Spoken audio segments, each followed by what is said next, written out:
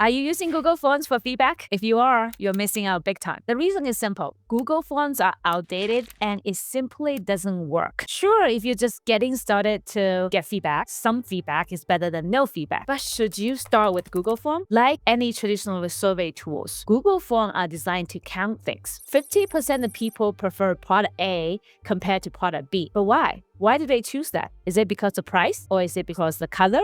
Or is it because some certain feature? You have no idea. So when it comes to understanding your customers, your employees, your candidates, Google Forms simply doesn't work. The truth is, most people also hate filling out surveys. So why do you burn your bridges with your customers by sending out yet another form? And what do you get in return? The result is usually very shallow, is biased, is not actionable, completely useless. So in this video, I will show you why using Google Form is robbing you of hours of time and precious data, and then introduce you to a much better alternative that actually builds connection with your customers and help you take action. Some of you might be skeptical at this point. You're saying, okay, if Google Form is not effective, why are so many people using it now? Everyone I know uses it. Well, I get it. Google Forms are free, easy to set up, and it's familiar. So anyone can set up a survey in minutes. And that's why many teams still use it today. Just because it's easy doesn't mean it's effective. Doing survey is simply trying to ask good questions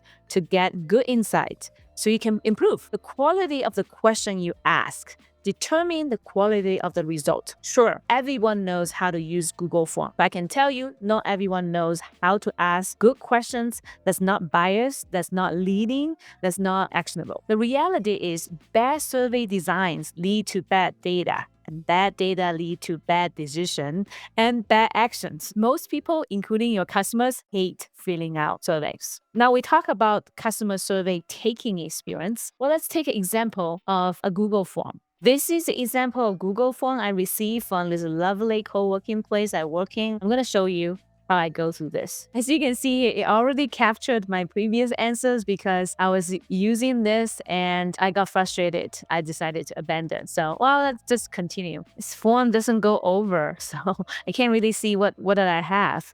This is terrible. What do you prefer communication from our team? All of them? Okay. What have you been your favorite snacks on site? Vegetables? Low sugar. Least favorite? Can't think of anything. What have been the least favorite events you hosted? Can't remember. What are always looking for new vendor partners for food and beverage? And do you have any suggestions or contacts? No. Oh, call to action. That's interesting. Not this time. I'm just trying to run through this. There are more. Oh, win a chance. Don't you already have that? You already know who I am, stupid. I recently went through a survey like this. My team members like, these long form that we had gone through is the death of our life. I hope no one has to go through a Google form like this. I see three biggest problems with Google Forms. Number one, low response rate. I mean, can you blame us? The form is so long and so out of focus. All these questions flooding at you and no chance for us to talk back. I just don't enjoy it. Every time I feel like I do a Google form, I feel like my life has minus 1 month. The second thing is data quality is really bad. Surveys are designed to count things. So you can say 50% of people prefers product A compared to product B. But do you know why? Why do they prefer that? Is it because of price? Is it because the product? Is it because the color? Or because the smell? You have no idea, right? Because you don't ask the context. For example, in that Google form, I tell people that I don't like anything caffeine and sugar, but I tell them that my favorite event was the Wednesday waffle or donut day. They don't know why I like that event. It would be great if they can ask me why. You have to write the good question. You have a garbage question, you get garbage insight. And lastly is no real action. I guess most feedback that's gathered with the forms is very noisy and buried. It took a long time to fill through. I wish they would just ask us, say, how can we improve? And we could have tell them, I don't need to go through all these forms. That is what I see with this cheap yet dangerous, improperly used Google form. I want to show you a better alternative to engage your audience, get quality insights, and take action. Like Google Form, this product offers a free version and is super easy to use because you don't even need to come up with your own survey questions. And you also don't need to manually analyze the result. AI will do that for you. What I like best is that it also provides an action list of things I need to do to help me easily turn the feedback into actions that actually can improve my my product and services. So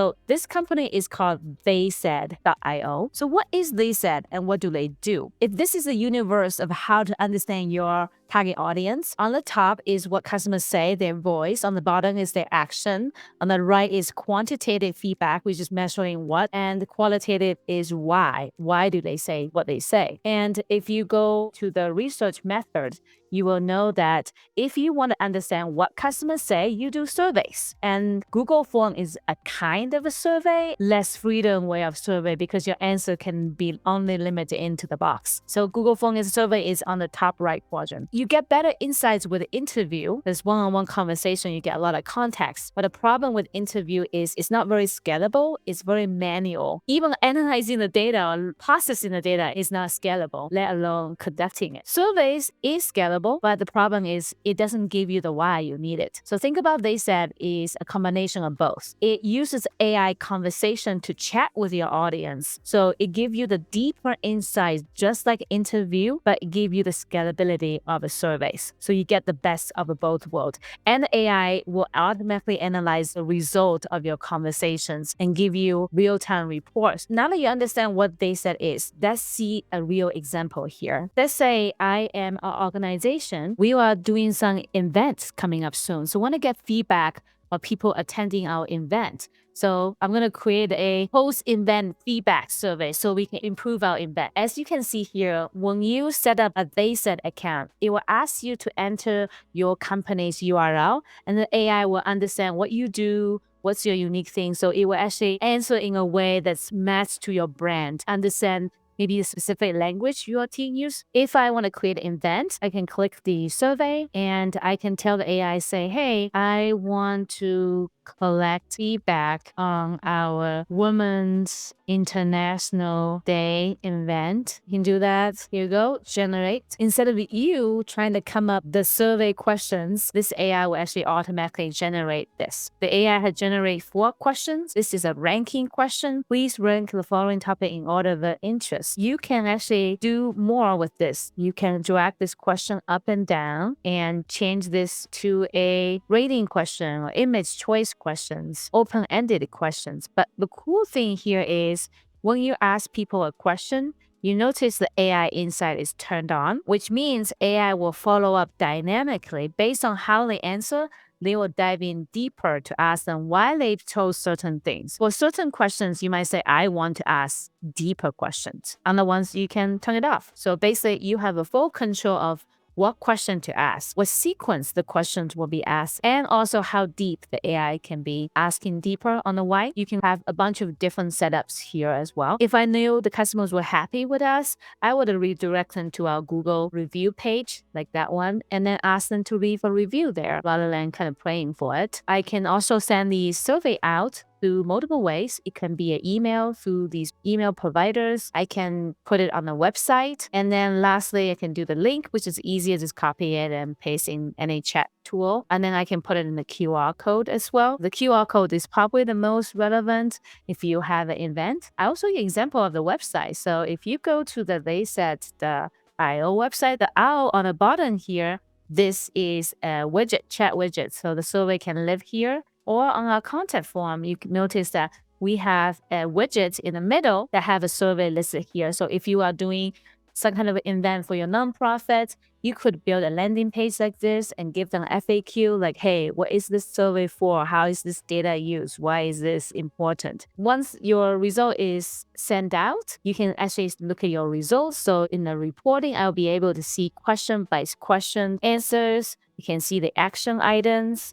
I can also see the insights of what people wanted to learn, and I can also see all the responses one by one. That's how easy it is to use. Also, I wanted to point out now that you guys are on their pricing page, you can see here their free plan allows you to get 50 monthly responses for free. And even if you later on want to do more formal ones, these pricing are affordable because you can get unlimited responses. Now that we're here, I wanted to show you some other use cases that people are using TheySaid for, including like AI NPS, AI CSAT, AI product feedback. And then for marketing teams, you can do market research, you can do lead generation, lead warm-up using the AI conversation. And salespeople can do sales forms that can dig deeper rather than just collect their name, email address. We can do exit interviews to understand why we lose a deal. So this is called AI win-loss analysis that can be scalable, it's cost-effective compared to the very expensive traditional win-loss analysis that most companies doing right now. And lastly, my favorite personal use case is using the AI interview to scan through the first round of candidates for hiring purpose. So I recently hired 3 new members for our team, and we use our AI interview to do that. We scanned through 175 candidates within a week. Imagine you had to do those interviews yourself. I was able to decide what question I want to ask, how deep we want to follow up, what sequence I want to ask. It saved me probably over 100 hours. One funny fact is that when I previously do this manually with a recruiter to help me scan through the candidates, I struggled to get enough women candidates for the tech job positions. But this time around with AI, I was able to get 50% women candidates. If you're in the market for a tool to do market research, you probably want to get good at market research too. But in reality, there's a lot more that goes into it than just collecting data from a survey. You need a full strategy to do market research. So click here to check out my next video where I walk you through the new way to do market research this year. And in that video, you'll learn how to effectively understand your market, how to better position your product to sell to your ideal customer. See you over there.